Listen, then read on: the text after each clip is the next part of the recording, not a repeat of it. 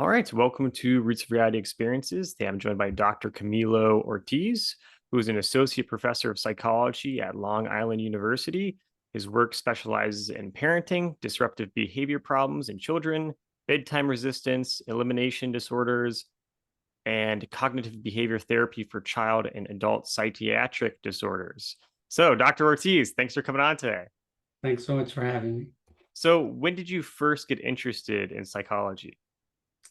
That's an interesting story. I wanted to be a veterinarian, and so I went to Cornell to do that, and I really liked it, but I didn't like what they had us do, which was wake up at 5 a.m. to shovel horse manure, and I thought I was going to be working with little cute cats and dogs. You know, when you're 18, you don't realize these things. Sure. Um, and then I shifted over to sociology. I was interested in the study of population dynamics. But then I decided that that was a little too impersonal, and I wanted to understand human behavior on a more individual level. And so near the end of my time there, I shifted over to psychology and then went right into getting my PhD. So a little bit uninformed actually in what I was doing, but it turned out great. I'm really happy with what I do. Yeah. I guess always a figuring out process. You never know where you're going to end up. Yeah. So I mean, you've been obviously observing the human species then for your entire career. Have you felt? Do you feel good about what you've seen or bad? I think it's a mixed bag. Yeah, So I'm a little concerned about some of the recent trends in child anxiety in particular. yeah, But I'm also in agreement with Steven Pinker when he looks at human history overall and how, while it seems like everything's falling apart, we actually are living in the best of times. sure. Yeah, that's something that I think gets talked a lot talked a lot about amongst historians because this kind of thing that we call presentism, where today it seems like the worst thing ever because you've never lived in the past and you don't Yeah. know what it's like before. So yeah, that seems to be an issue. And also kind of a psychological aspect of people. Why do we always kind of look at ourselves as the perhaps even like the sort of the biggest victims in world history to a certain extent? Yeah, and I think those two questions are related because today's younger generation doesn't have the sort of same historical context that someone like myself, who was born in the 70s, does. It's not their fault Sure. that things generally are better these days. And I don't want to sound like an old fogey kids these Yeah, days, sorry. but there is an advantage to having grown up in a time where there were other problems that are not Yeah. so apparent anymore. Yeah, that's definitely true. I mean, this always, I guess, there's generational clashes. Where people think like, oh, these people don't know what it's like to be me and my generation. It's kind of a fascinating thing that just always happens Yeah. with each new generation that comes about. We actually see that with, so every parent is worried about screens and video games.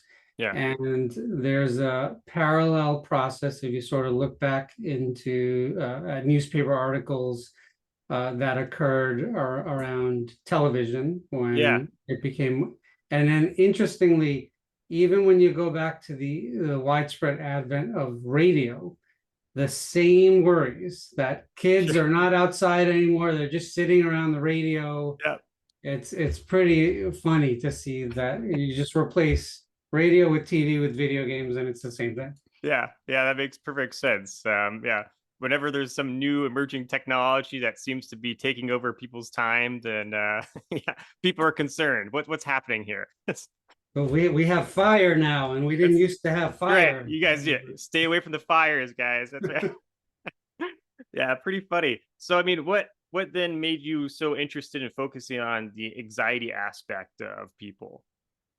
Yeah, so my training for a while was in what you mentioned, which is disruptive behavior. So kids not listening, being non-compliant, being physically aggressive at school or at home.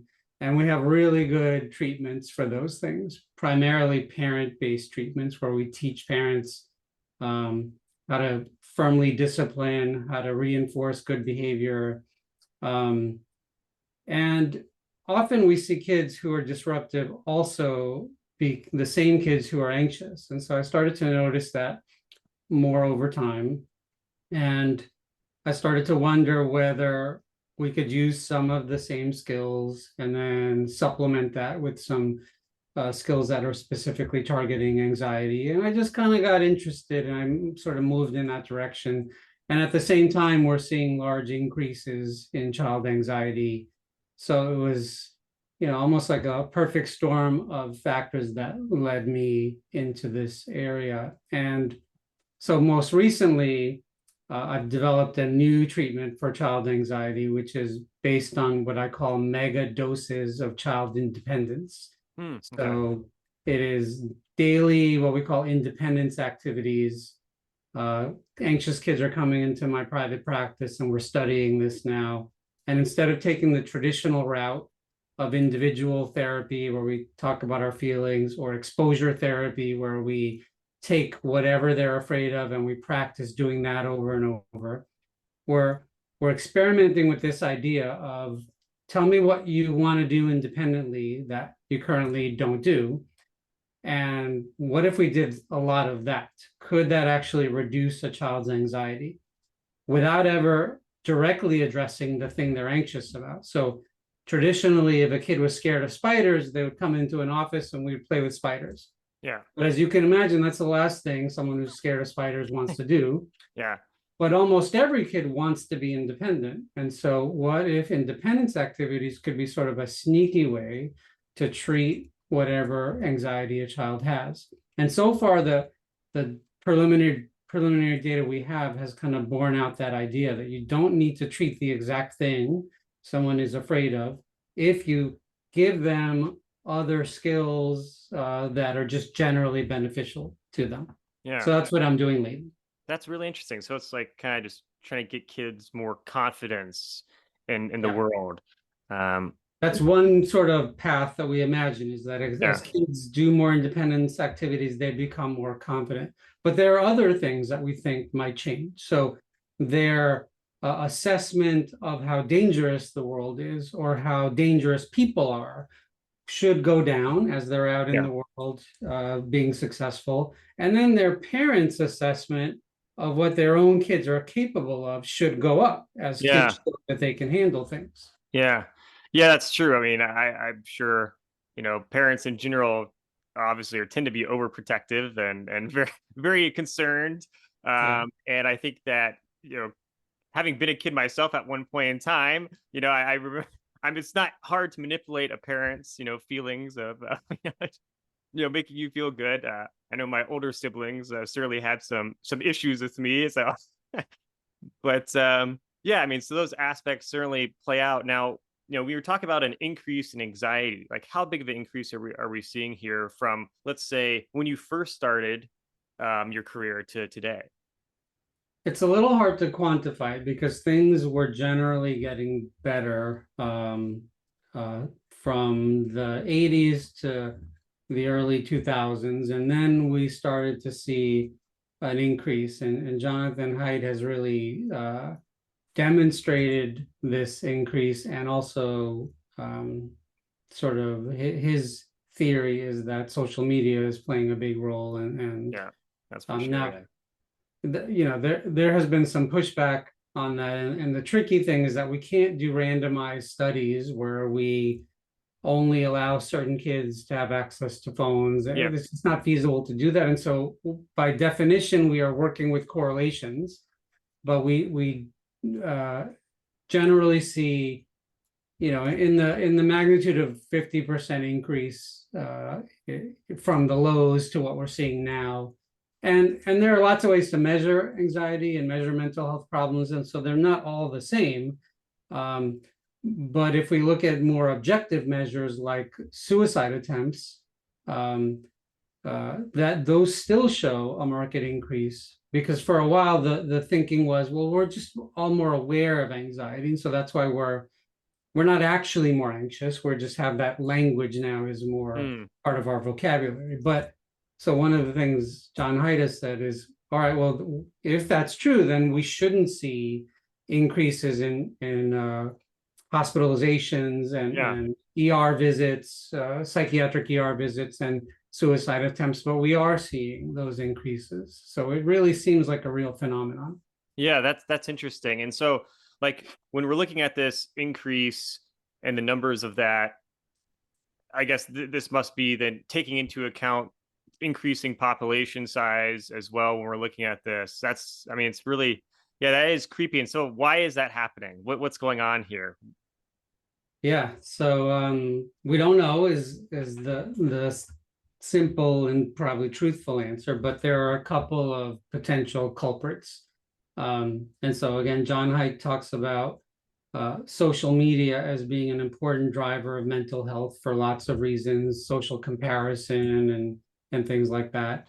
Um, John Peter Gray, who studies play in children, has demonstrated a very sharp decrease in mixed age free play, which for many reasons is the best kind of play. So if you're probably too young for this, but if you ever saw Little House on the Prairie, the show, we would have kids from kindergarten to 12th grade playing together. Oh, okay. And there are real advantages to that. And that doesn't really happen anymore. Play is segregated by age largely, and it's not free play anymore. It is parent driven, structured, rule based play.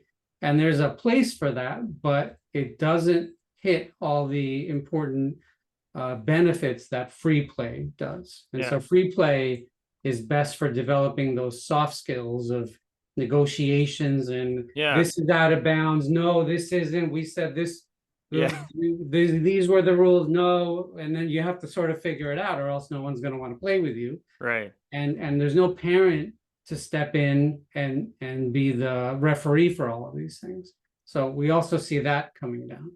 Then maybe the third leg of the stool is helicopter parenting, which is the area that I'm most involved in. And we see parents stepping in constantly when kids experience what I call the 4 Ds, which are discomfort, distress, disappointment, Yeah. and danger. Yeah. And those are good things for kids to have. This is how we become adults, as we learn how to handle the 4 Ds.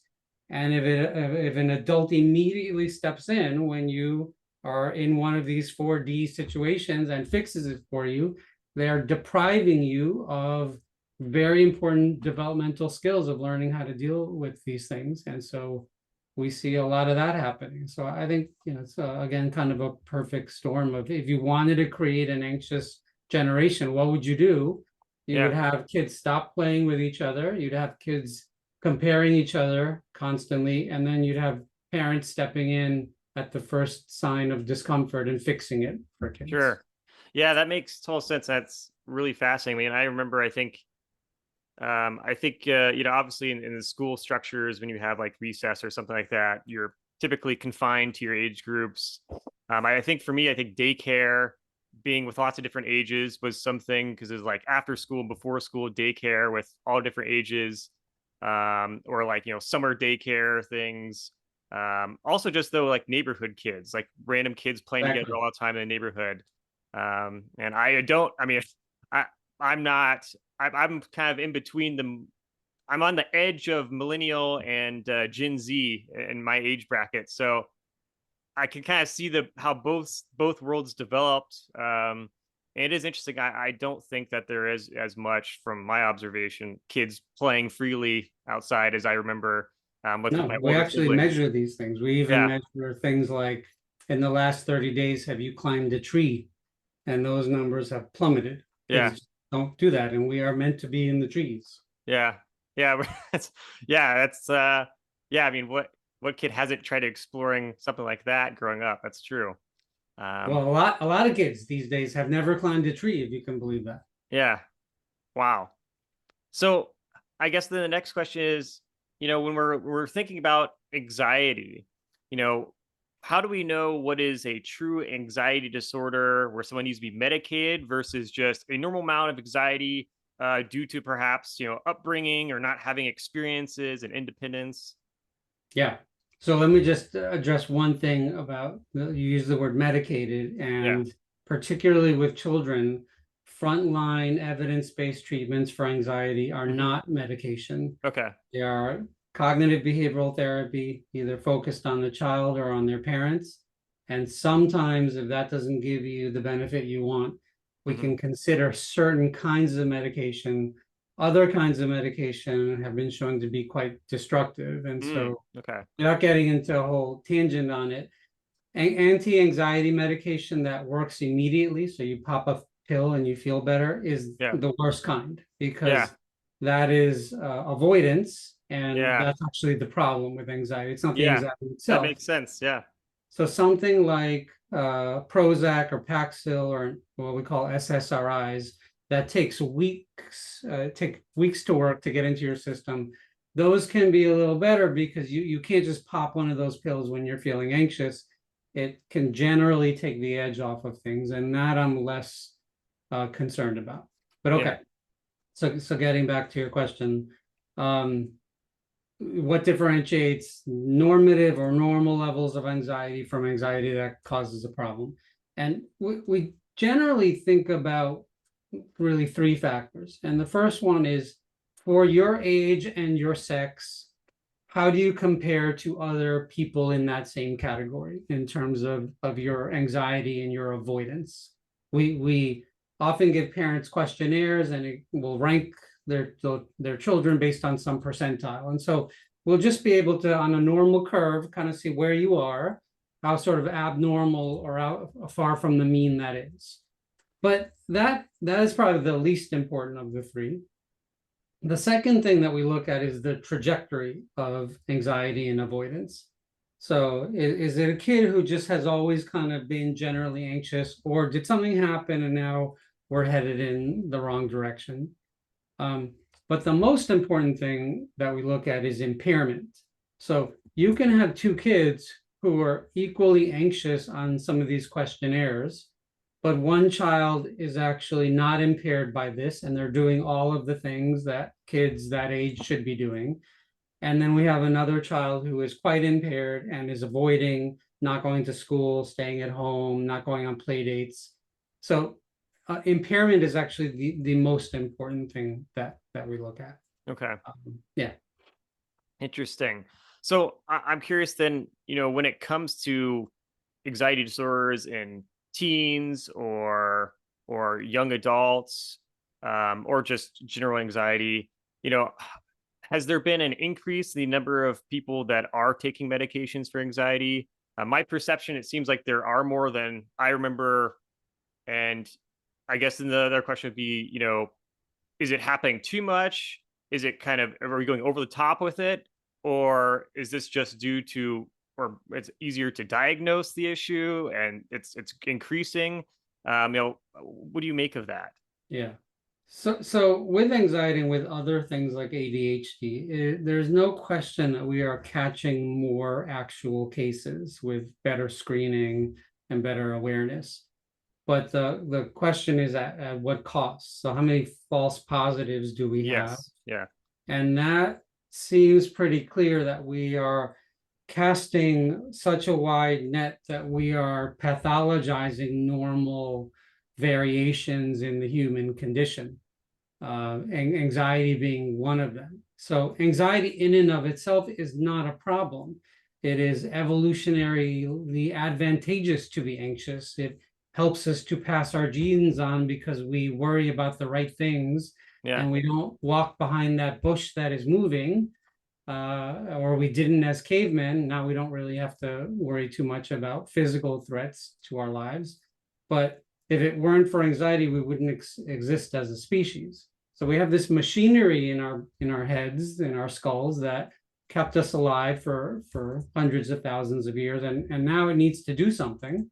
And so it is still a threat detector. It's looking for threats to us, but we don't have as many threats to our physical well-being, and so it's looking for other kinds of threats. And so one way to think about things is that there is now a mismatch between the machinery we have and the environment that we live in. And that mismatch is real, but we also tend to pathologize that mismatch when we could understand that it makes a ton of sense. Sure. And we don't necessarily need to treat all of these cases, again, especially if there's not impairment in the lives of these kids. Yeah. Yeah, no, that's really interesting. And I love the way you describe that, the sort of evolutionary aspects of anxiety, because I think that is something that really needs to be normalized more since, it's okay to feel that way. That's your body preparing you for whatever you're going to deal with in Yeah. life. Um, and, I guess the concern I've always had when it comes to, the number of people I've met or just come across that are taking something for some issue. And it's always hard to know, whether this person should be taken or not. But it just reminds me of, I remember in high school reading the book Brave New World by Aldous Huxley, where everyone's taking drugs, to feel a certain way. And it's like this, it just doesn't seem normal. So trying to have that right balance where treating people who need to be treated, but not over treating, it seems difficult in a world that's very confusing, and technology is changing things all the time.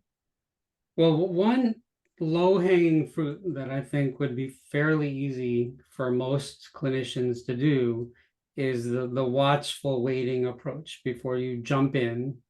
I can't tell you how many times someone has called me and said, I need my child to be seen immediately this week. And then for some reason, I don't have space in my schedule, or they're going on vacation, and 2 weeks pass.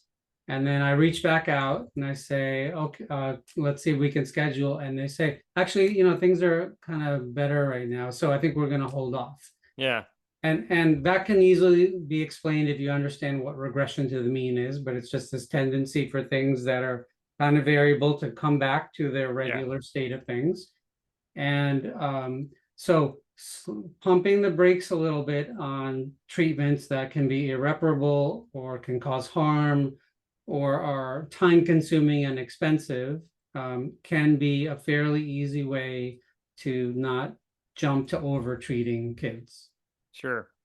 Yeah, that seems like a good idea, and something that I hope people are really looking at, especially on the patient side, because I think there is that desire always, if you feel like something's off, okay, get the treatment right away. But yeah, life tends to, you get more perspective on things with a little bit time passing, I think, and things might Yeah, level and out. and here's one place where the incentives are all wrong, because if I tell people, let's just wait a couple weeks and see how it's going, and then it gets better, I'm going to make less money, right? I don't have a session. Sure. So I have every incentive to uh, pathologize, to get on the anxiety bandwagon with parents and say, oh yes, this sounds very serious. Come right in. Let's have 3 sessions this week. Yeah. And I don't have a great solution to this, but it is something that at least clinicians and parents should be aware of. Just like what behaviors are incentivized in this Yeah. relation. Yeah, I mean, I've heard of that issue, and I guess that's the issue in a lot of fields too. I mean, like, and I've heard the problem in dentistry of people that are doing over treatments for things. Yeah. So yeah, it's always tough to know to know is this person even going to be treating me the right way, or are they looking at the lucrative aspects of this as well, sort of guiding how they see things. Even if you mean well, you just cannot help but be influenced Yeah, by things like this. And so it's something that in all of my training and my time as a professor, I can't really think of a time where someone said we should really think about the fact that we're incentivizing more treatment. It's just yeah, like it's too profitable to forget to think about that. yeah, yeah. I mean, you're reviewing, like, are we doing something that's actually working or not? It's like, it seems like something like every field needs to do to evaluate. Okay, are we actually handling this the right way? Because I mean, I know I've looked in the past at sort of the major psychological manuals for different things, and obviously a person, lots of people like to self-diagnose. That's obviously seems to be like a hobby for a lot of people. But if you're not an expert and understanding the nuances of these things, you can look at sort of these manuals, and basically any normal human emotion could potentially diagnose you with something if you're not an expert in the field and understanding it. And it's not just, the downside is not just inert treatment that's not going to help. There are actual risks to therapy. It might seem like, yeah, I'm sure you've heard people say everyone should be in therapy. Oh There yes, are yeah, real risks to therapy, and most therapists do not talk about this with their clients.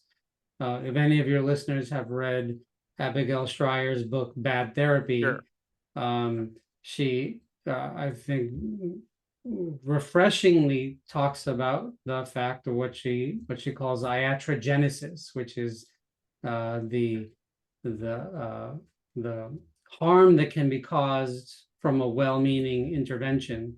And there's a long history of literature on showing that a small but significant percentage of people who enter therapy actually get worse. yeah. So there are risks here. Yeah, that makes sense. And I've always, found that a bit odd as well with, you know, I mean, I think the thing I've always found funny about some aspects of therapy is, I always looked at it as, okay, if you're going to therapy, there has to be some endpoint where it's like, okay, you're treated, unless you have like some, really debilitating disorder. But it seems like people are just like my therapist, like it's like a permanent thing. And I'm wondering, wait a minute. So what's happening at therapy then?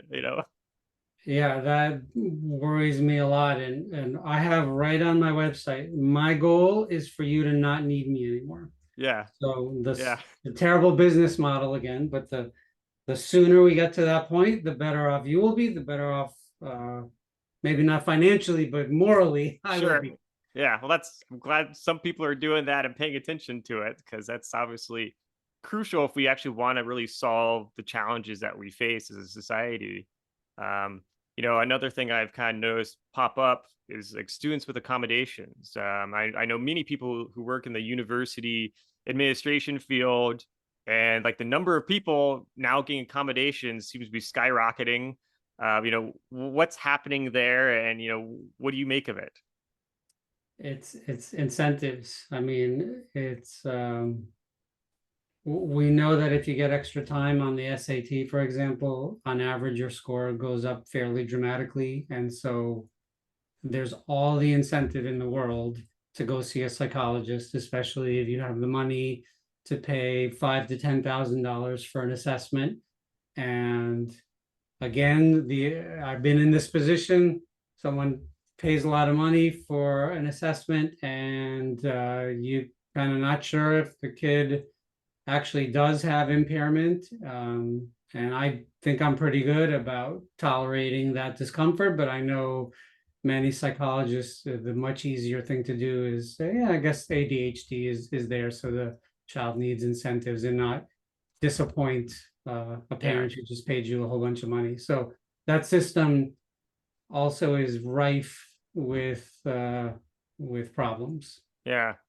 It's pretty problematic. And of course, I mean, yeah, there's the doctors are incentivized, the person coming in is incentivized. So yeah, it's obviously a great recipe for issues.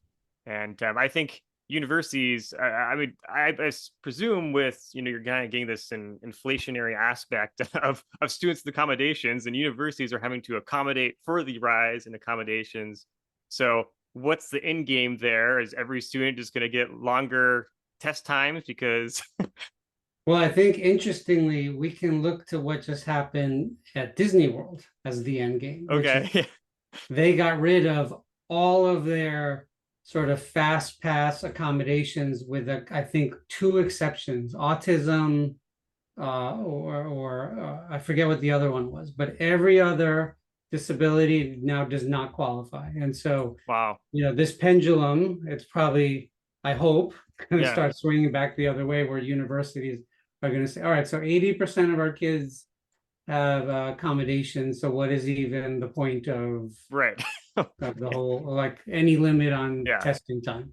yeah, yeah, that makes sense. Hopefully that people start to wake up. So okay, maybe we're going too far with this if that's happening. So And what are you currently working on then? So it's this independence therapy. We did a small study that showed that it's really promising for anxiety in kids. And so now we're working on a much bigger study where we're going to compare it against what kids usually get in terms of therapy and on a bigger scale. Um, but so I wrote a New York Times editorial, co-wrote it with Lenore Skenazy on this topic, and we've had over 1,000 clinicians download my free manual, and they're starting to use independence therapy. Wow. And so now we're sort of gathering data from them on how it's going.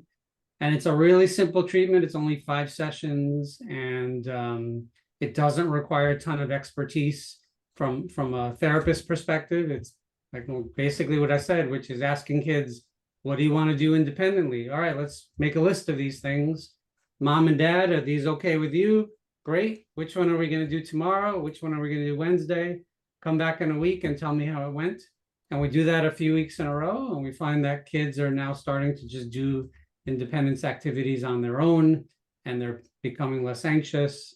So, as a scientist, I want to be cautious and careful. We only have a little bit of data, but it's really promising so far. So that's what I'm working on Yeah. these days. The other main thing that I'm working on is something called the Open Therapy Institute, which is a place where people who want to go to therapy but don't want to be indoctrinated by their therapists, which is a growing problem these days, can find a therapist.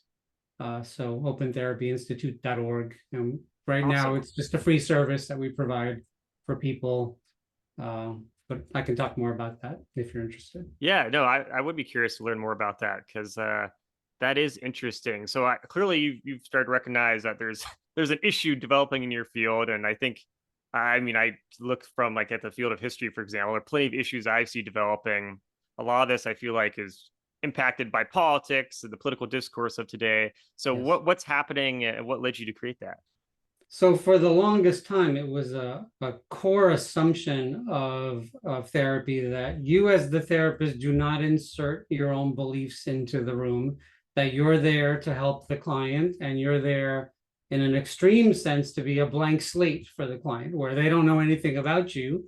Now, whether that's possible is debatable, but lately, in the last sort of 10 years, the discourse on this has shifted where more and more therapists believe that it is their duty to change a client's political views. And we've even seen examples where therapists will dump clients because of the client's own political views.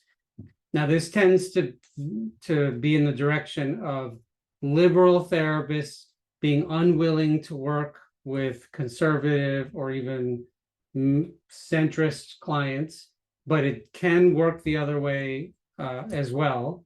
And so I've become really troubled by this tendency because I think activist therapy is unlikely to be effective.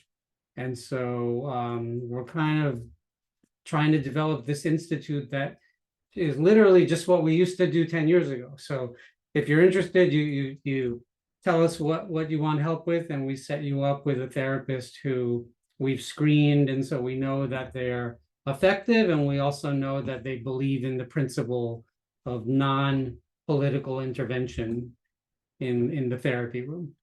I wish this wasn't even necessary, but it Yeah. seems like it is. Yeah, I guess the world today has definitely changed things quite a bit. Yeah, that's actually in a very scary way, quite similar to what I'm seeing in the field of history, where you get a lot more sort of activists, historians coming about, essentially, using whatever kind of cherry picking historical examples to promote a political agenda today in the Yeah. political system. So, yeah, very disturbing and not very healthy for society going forward. So, Yeah. um, and what's then the best way for people to follow your work and keep tabs on what you're doing?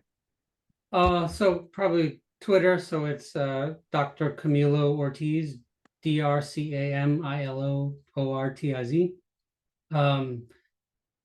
They can also just go to my website, drcamiloortiz.com. And then the Open Therapy Institute is a good place to. We also give talks and trainings. It's not just for people who want therapy. And then New York Times article. So just Google New York Times and Ortiz, and you'll see the independence therapy description. Yeah, perfect. Well, thank you so much for coming on and sharing all your knowledge. And also, thank you for all the work you're doing. I mean, this is a major issue. And it's good to know there are people out there trying to help solve the problems. And I think you're probably gonna be busy for a long time. So glad to know that someone's doing it. It was fun to talk to you. Thanks so much.